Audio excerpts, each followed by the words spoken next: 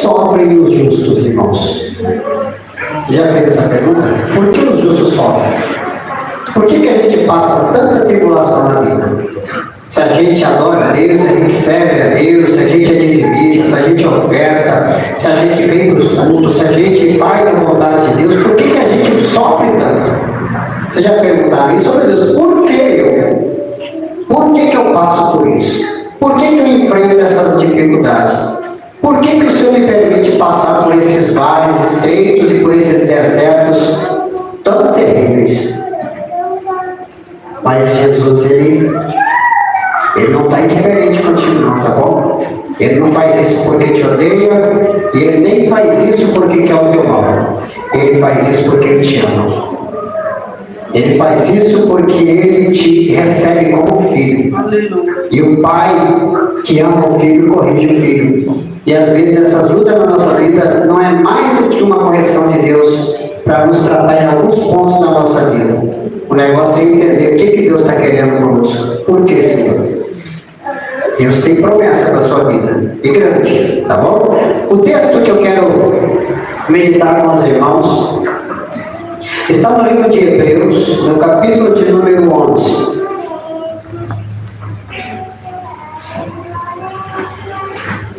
Todos nós passamos dificuldade, irmãos. Todos.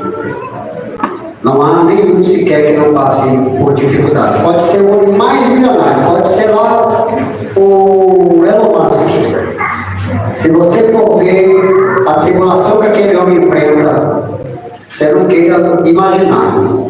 Nós aqui sofremos às vezes por falta de dinheiro, ele sofre porque tem dinheiro demais.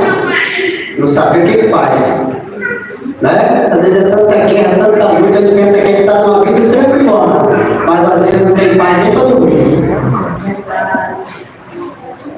Mas você deita e dorme tranquilamente, que tem uma promessa, né? Uma promessa gloriosa. Logo tempo pega no sono, né? Porque o Senhor tem cuidado de mim. Olha só, Hebreus 10, verso 33. Hebreus 11, perdão. Hebreus 11, 33. Coloque aqui para toda a igreja, por favor.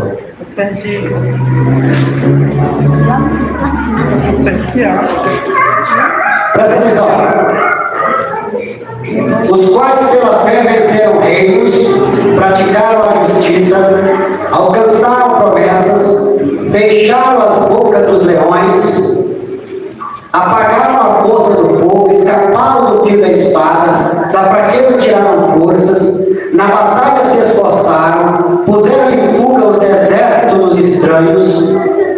As mulheres receberam pela ressurreição seus mortos, presta atenção. Aí você fala assim, por que eu estou sofrendo? Por que eu estou passando tribulação? Olha o que é sofrimento aqui. Uns foram torturados, não aceitando o seu livramento para alcançar uma melhor ressurreição. E outros experimentaram escárnios e açoites e até cadeias e prisões. Foram apedrejados, serrados, tentados, mortos ao fio da espada, andavam vestidos de peles de ovelhas e de cabras, desamparados, aflitos e maltratados, dos quais o mundo não era digno, errantes pelos desertos e montes, e pelas covas e cavernas da terra. E você acha que você está sofrendo? Feche teus olhos por um instante, eu quero orar com você. Senhor, Tu é lindo, Pai. O Senhor é grande. O Senhor, meu Deus, às vezes nos conduz, meu Deus, por caminhos apertados, por caminhos difíceis, meu Deus. Mas esses caminhos que o Senhor nos conduz sempre nos levará a um lugar de descanso e de paz. No presente momento pode até nos causar alguma dor, algum sofrimento, mas os resultados finais, Senhor, serão sempre de vitória e surpreendentes. Como nós acabamos de ler aqui, meu Deus, nessa galeria desses homens, eles não tiveram uma vida fácil, eles não tiveram uma vida tranquila, Senhor. Pelo contrário, sofreram, padeceram, foram escarnecidos, mas foram vitoriosos. E a Tua palavra conclui dizendo que o mundo não era digno desses homens. Esse mundo não é digno Pai, não só da nossa, como da igreja do Senhor na terra. Nós glorificamos o Teu nome, porque é o Senhor que conduz a cada um, em nome de Jesus. Amém? Assim, um instantinho, irmãos, eu vou ser bem rápido. Eu quero aproveitar bem aqui essa mensagem e quero dizer a você que o amor que Deus tem por você é tão grande que você não calcula. Aqui nós temos a escola da empatia, e quem fundou essa escola foi Jesus. O que é uma escola da empatia?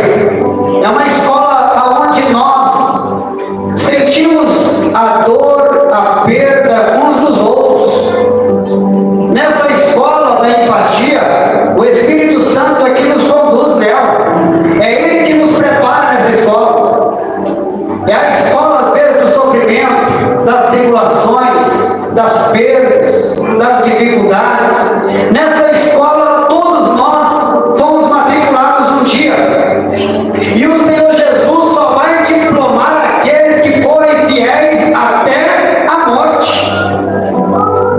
Aquele que desiste da escola, aquele que deixa de aprender nessa escola e que entra nessa escola apenas para murmurar e questionar os porquês da vida, ele lá na frente, ele não vai ter nada para estar ensinando. Mas quando ele sofre na pele, quando ele passa pelos estreitos, quando ele enfrenta os desertos, quando ele passa pelos naufrágios que o apóstolo Paulo fala sobre eles, aí ele está preparado para ser mais do que vitorioso, para ser mais do que vencedor. E um grande exemplo nessa escola é Jesus. Eu quero ler com os irmãos aqui uma passagem que está. Coloca aqui para mim um irmão aqui, por favor. Fala isso. Coloca lá para mim. 1 Pedro capítulo 2, verso 21. Eu quero mostrar para os irmãos que para ser exemplo nessa escola, para ser exemplo nessa escola, Jesus nos deixou a lição. Jesus nos deixou o grande exemplo de que é possível passar por todas essas privações, por todas essas lutas, por todas essas dificuldades e sair vitorioso. O apóstolo Pedro, aqui no capítulo 2, versículo 21, ele diz assim, ó, dos quais o mundo... Não, é Pedro não, 1 Pedro. 1 Pedro 2, 21. Porque para isto sois chamados, pois também Cristo que padeceu por nós, deixando-nos o exemplo, para que sigamos as suas pisadas. Irmãos, você quer alguém que foi mais maltratado do que Jesus? Você quer alguém que sofreu mais abusos do que Jesus? Ele foi submetido a todo tipo de sofrimento. A Bíblia fala aqui que ele estava solitário, ele estava faminto, pobre, odiado, foi caluniado, sofreu vexames, foi mal interpretado até pela sua própria família,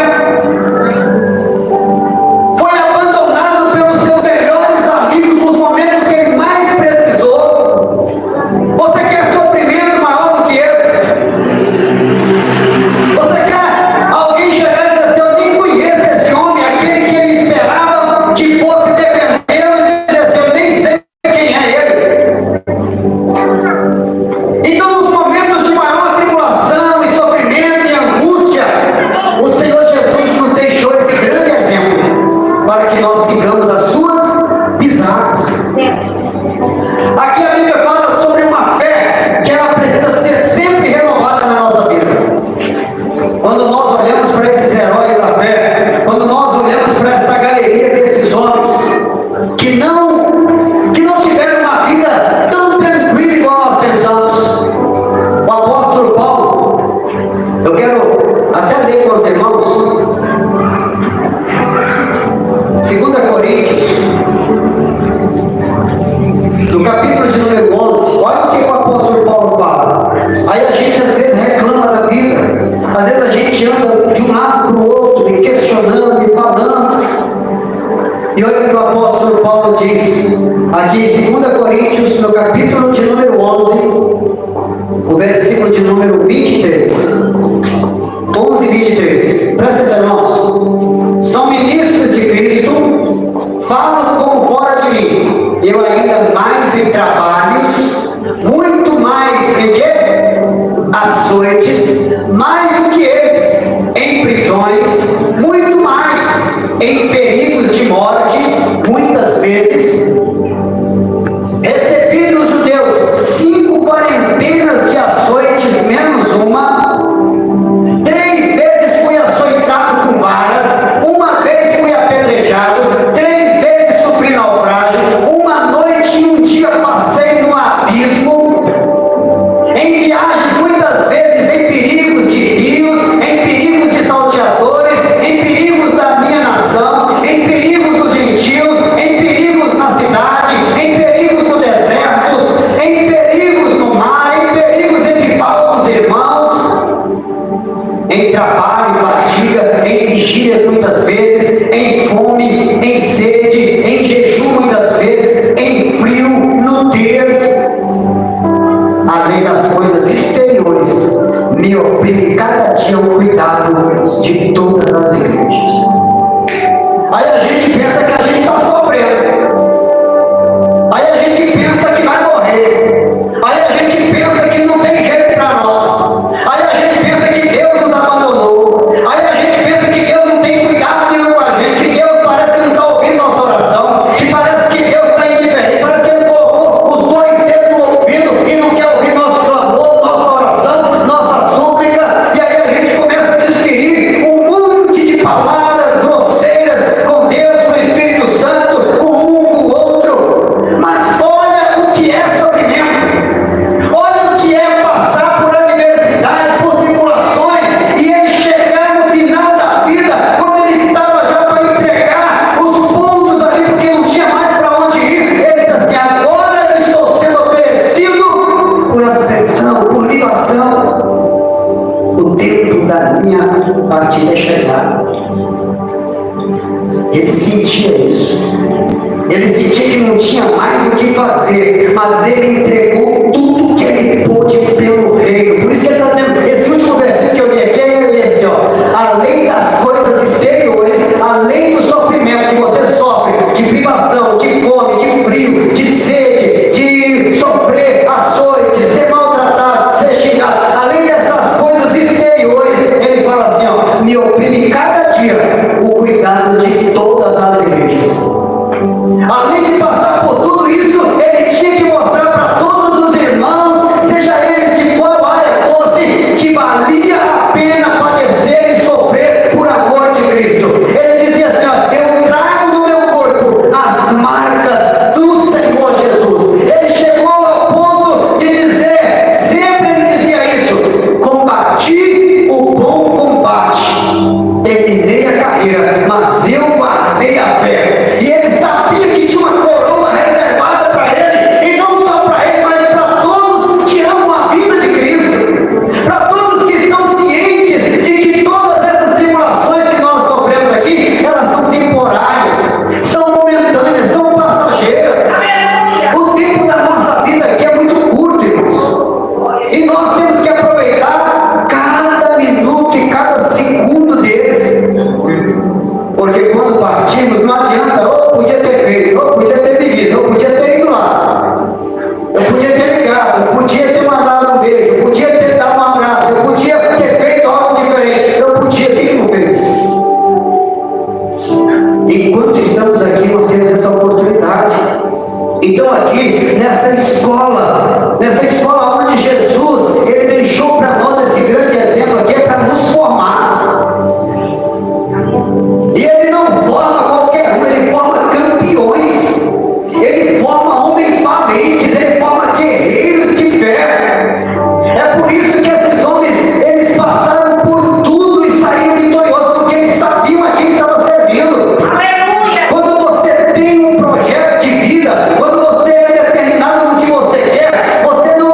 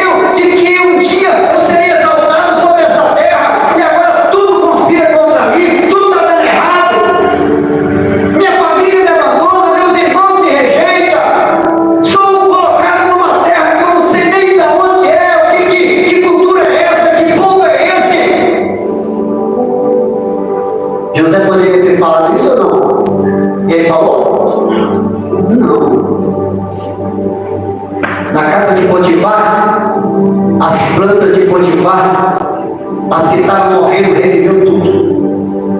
As fruteiras que estavam meio abandonadas produziam os melhores frutos através das mãos dele. O cuidado da casa era outro, o zelo, o empenho, a dedicação, o amor com que ele fazia as coisas e destacou tanto que Potifar um dia chegou e falou assim: eu vejo você é diferente, rapaz. Você é um menino abençoado, tudo que você põe a mão dá certo, tudo que você põe a mão prospera. E ó, tá aqui a chave da casa aqui, ó. Tudo que você fizer aqui dentro dessa casa tá feito. É você que comanda daqui para frente. Olha, apenas eu sou maior que você nessa casa. Pode fazer o que você quiser. Não toque na minha esposa e o resto aqui, o que você fazer tá feito. Lá no cárcere, era para ele estar lá murmurando, eu não fiz nada. Eu não mereci estar nesse lugar imundo, ceboso, aqui no meio desses presos, aqui condenado, sentenciado injustamente. Ele poderia estar reclamando, mas sabe o que ele fez? Ele era glorificando a Deus. Quando ele ouve o sonho do copeiro, do padeiro, e de repente ele interpreta, e sabe o que a Bíblia fala? Que Deus cumpriu o sonho. Por quê? Porque José tinha o Espírito de Deus, o Espírito de excelência na vida dele. Aleluia! Glória a Deus! Aí quando ele menos esperava, lá vai o faraó ter um sonho doido. Pensa num sonho maluco, que é o sonho do faraó. 7 espigas gordas e bonitas, e 7 espigas miúdas e secas. Aí as espigas magrelas e secas comiam as espigas gordas e cheias e continuava magra. De repente ele sonha que 7 vacas gordas e bonitas e 7 vacas magras e feias. De repente as vacas magras comiam as gordas e continuava magra. Ele falou: que sonho doido é esse? Ficou perturbado. Chamou as autoridades, chamou os astrônomos, chamou os encantadores, chamou os sábios do reino, chamou todos que ele pôde. E todos que ouviram o sonho disseram assim: eu não sei o que é isso. Esse sonho é maluco. Esse sonho talvez não tenha nem interpretação. Talvez eu dormi com a barriga cheia, alguma coisa. Não, tem algum mistério nesse sonho e eu preciso saber. Ficou perturbado e não dormia. O copeiro foi atender Faraó e Faraó contou. Ele disse assim: eu conheço um. Ele falou que eu ia voltar a servir aqui o Senhor, eu estou aqui agora. Ele falou que o padeiro ia morrer, ia perder a cabeça dele e ele perdeu, foi enfocado. Ele tem o dom da revelação, ele tem o Deus das revelações lá. Manda chamar. Chamou, lá vem José. Você tem o dom de interpretações? Sabe o que José falou? A interpretação é de Deus. Se fosse no dia de hoje os profetas, e aí, irmão, Deus não mostrou nada não. Hoje os profetas é diferente, né? Hoje é esse que quer aparecer. José não, você, a revelação vem de Deus, a interpretação é dele. Aleluia! Aí o faraó conta para José o sonho, conta para ele. José ouve o sonho, ora a Deus, pede sabedoria, e Deus revela para José. E José fala para ele assim: faraó, o sonho que você teve é um só. As 7 espigas magras e as 7 espigas cheias, as 7 vacas magras e miúdas e as 7 vacas gordas, é um só sonho. O Egito vai passar por um processo. Eu fico imaginando, irmãos, aquele jovem hebreu, distante de família, distante dos pais, nem imaginava o que repercutiria aquela revelação para ele, nem pensava nisso, mas ele entrega o que Deus determinou para ele e diz assim: olha, o sonho é um só.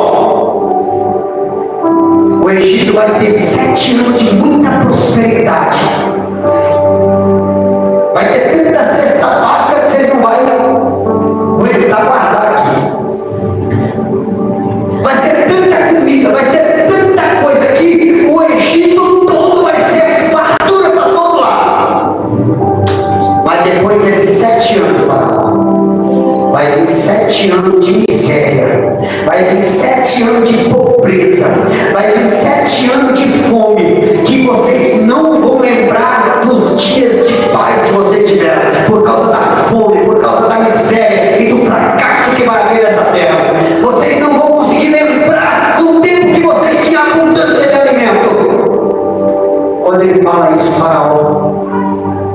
Deus confirma no coração dele, que a Bíblia diz que quando as coisas de Deus, o Espírito testifica com o nosso.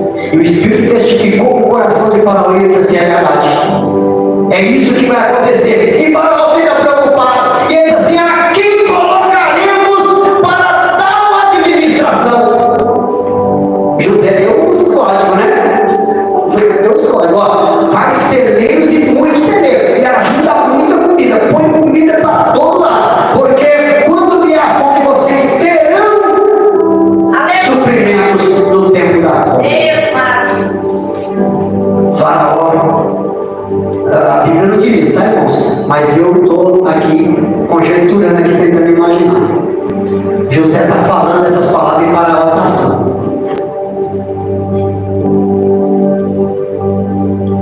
olhando para ele e vendo o Espírito de Deus, e vendo a autoridade da palavra, e vendo a sabedoria de Deus, e vendo a graça de Deus na vida daquele jovem. Faraó então conclui assim: a quem colocaria eu, se não esse é eu? Glória. É você, rapaz. Aleluia, meu Deus. Deus está honrando teu sonho hoje. Deus está cumprindo na tua vida o sonho que você teve lá atrás. Quando ninguém acreditou em você, Deus acreditou em você. E pelo seu esforço, e pelo temor que você tem, pela obediência ao Deus de Israel, pela sabedoria dos deuses que você tem, você hoje está sendo coroado nesse lugar. Toma aqui, esse aqui é o anel real. Eu coloco no teu dedo. Hoje eu selo essa autoridade nesse lugar. O que você fizer está feito, rapaz. O que você determinar está determinado. Você que vai mandar no Egito. Aleluia. Aleluia. Apenas eu serei maior do que tu nessas terras. Aleluia, meu Deus. Eita, irmãos. Glória a Jesus. Eu fico imaginando agora. Muda tudo, irmãos. Glória a Jesus. Muda tudo. Glória a Jesus. Muda tudo. E agora, José é colocado no posto maior do Egito. Não tão quanto do rei, mas o maior. Abaixo do rei era ele. Deus A poderoso. fome chega, irmãos. A revelação era de Deus, a fome chega. E começa a atingir o mundo todo. A Bíblia fala que o mundo todo é atingido naquele tempo. E aí, Jacó, pai de José, chama Rubens, chama Simeão, chama Issacar, chama Zebulon, chama Naftali, chama os meninos e diz assim: pega aqui dinheiro, pega aqui e vai lá no Egito, porque eu fiquei sabendo que lá tem comida. Vai lá e compra mantimento para nós não morrer. Oh, Deus poderoso. Lá vem os irmãos de José. Poderoso. Aleluia. E lá vem eles, com aquele saco de dinheiro, conversando entre si, e preocupados, como é que vai ser lá? Quem é esse homem? Onde é que ele é? E lá vem. E aí José olha e bate o olho e fala assim: tá. Meu Deus, aleluia. Oh, aleluia. É eles! Oh, glória. Aleluia. José não falou assim: é os meus inimigos que lá vem lá, é os meus algozes que me lançaram nessa terra. Agora eu vou migrar. Eita, eu já estou até com um gostinho da vingança na mão aqui. Eita, mas eu vou humilhar eles. Eu vou fazer eles sofrerem para saber o que eu passei. Deus poderoso. José não fez nada disso. A Bíblia diz que José recebe os irmãos, atende os irmãos, não se revela na hora, e de repente José vai para uma sala distante, e lá ele chora, e ele louva, e ele agradece a Deus, e ele diz: Senhor, se cumpriu. Oh, glória. Deus poderoso. Aleluia. Se cumpriu, Jesus. O que o Senhor me mostrou era verdade. Eu acreditei, Senhor. Eu estou sentindo isso hoje. Hoje, Senhor, o Senhor me entregou a vitória. Glória a Deus. Hoje se cumpre aquele sonho, aquela revelação. Os irmãos de José Nós viemos comprar comida. É? E de onde é vocês? Ah, nós somos de Canaã. Meu pai mandou a gente aqui. Aí vocês são de quantos? Ah, nós somos em 11. Só que um dos nossos irmãos, ele teve que falar de José. Um dos nossos irmãos foi devorado, foi comido por uma besta fera. Mas agora nós temos um outro irmãozinho lá que é o caçula da família. Como é que é o nome dele? Ah, como é que é o nome do último? Benjamin. Ó, uma piada aí, ó, tá vendo? Benjamin. E cadê? Por que ele não veio? Vocês estão mentindo. Fala o seguinte: vocês vão embora, leva a comida, e vocês vão deixar um aqui e trazer o irmão mais novo de vocês para saber que é verdade. Não, vocês são espiões. Vocês estão vindo aqui para espiar a terra aqui. Eu já conheço vocês, rapaz. Devolveu o bolo, devolveu o dinheiro, devolveu tudo. Concluindo aqui para nós encerrar. Eles vão, conta com o pai, fala: olha, pai, nós vamos ter que voltar lá no Egito. Por quê? Nosso irmão ficou preso lá, porque o homem que está lá pensou que a gente era espião, e nós vamos ter que levar Benjamin. Se nós não levar nosso irmão, ele não volta para cá. O pai desespera: que isso? O que vocês estão fazendo comigo? Já não basta José que morreu, e agora vocês querem tirar de mim meu filho mais novo? O que eu vou fazer se esse menino morrer, se esse menino não voltar? Pai, eu vou dar a minha vida por ele. Olha como é que tudo muda. Confia em mim, pai. Se for preciso, eu fico no lugar dele. Quando traz Benjamin, que José vê Benjamin, José chora. Rubens se coloca no lugar e fala assim: não, não faz isso com o menino não, porque os irmãos que conhecem a história, eu estou passando por cima, tá? Mas quem conhece a história sabe que José fez uma grana. Ele colocou uma das taças de ouro real dentro do saco de Benjamin para ser acusado de roubo e ficar o menino preso.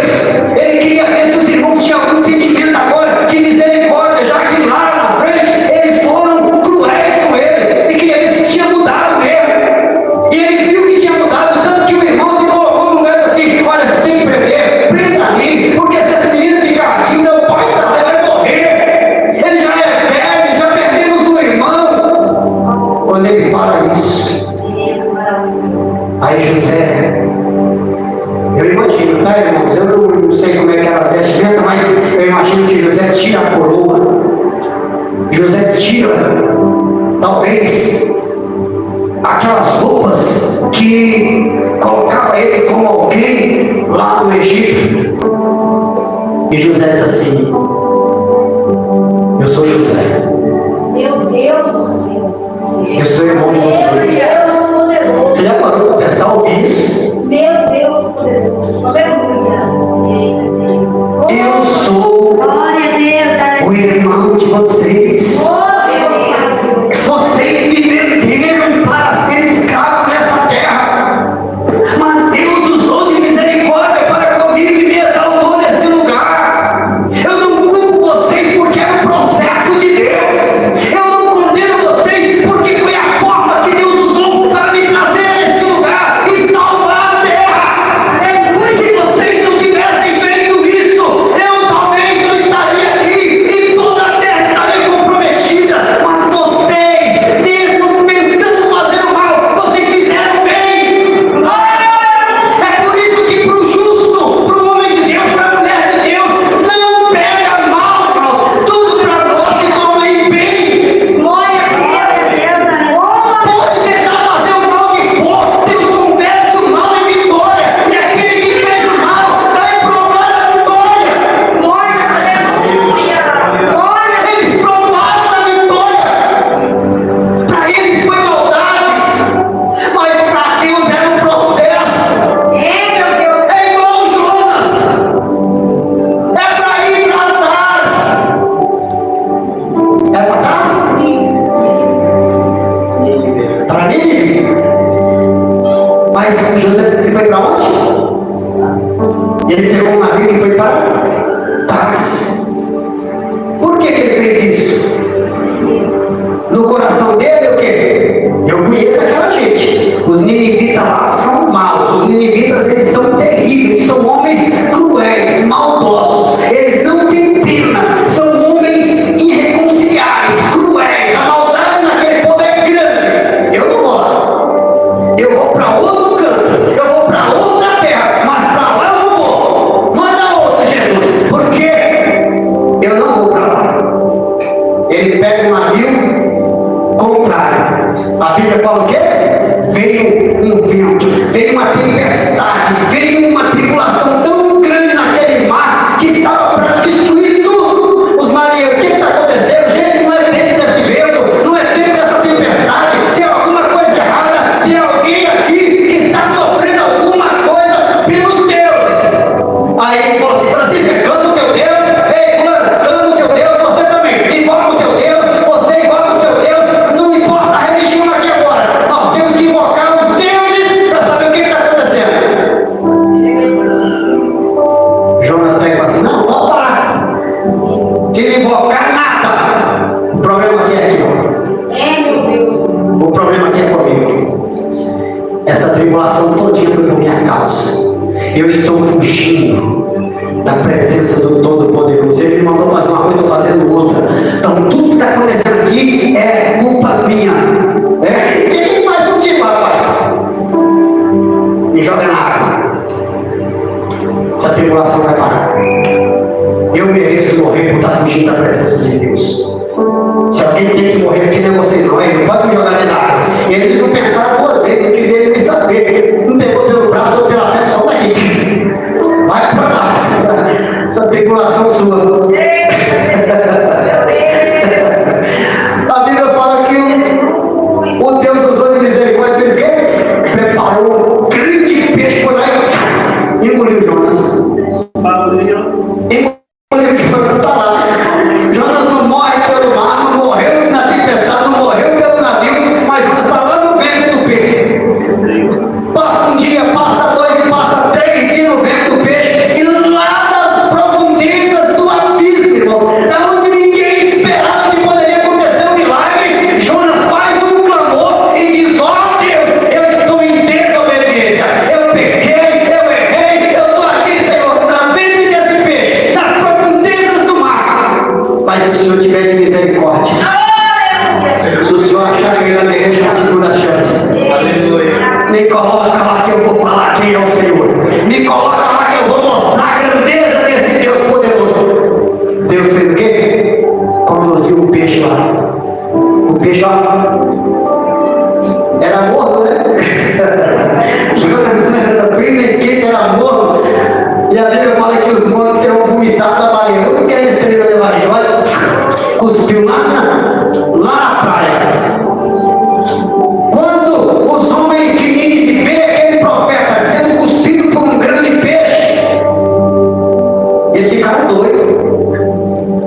Porque havia uma profecia em Nínive de que um profeta viria das águas. Olha o que é que Deus fez, presta atenção nisso. Um profeta viria das águas e profetizaria a nação ninivita do que eles deveriam seguir e obedecer. Quando eles viram um profeta sendo vomitado na terra, eles ficaram perplexos, ficaram enlouquecidos. E quando Jonas abre a boca e fala do propósito de Deus para destruir a terra e para acabar com os moradores de Nínive, a Bíblia diz que na hora chamaram o rei e falaram o que havia acontecido. O rei, na hora, ele não pensou duas vezes, reuniu a nação toda e disse: a partir de agora é feito um decreto aqui, nós vamos ficar em jejum e oração até os animais é para jejuar. Vamos cumprir o propósito dessa profecia. Ninguém come nem bebe nessa terra até que Deus determine o que vamos fazer. Sabe o que Deus faz? Deus poupa a vida dos ninivitas, mas Jonas fica triste. Jonas não queria isso, não. Jonas queria a punição. Você já viu que tem hora que a pessoa ela quer a punição do outro? Não, mas a maldade que ele me fez, ele tem que pagar. Deus não quer desse jeito. Se coloque de pé. Sim.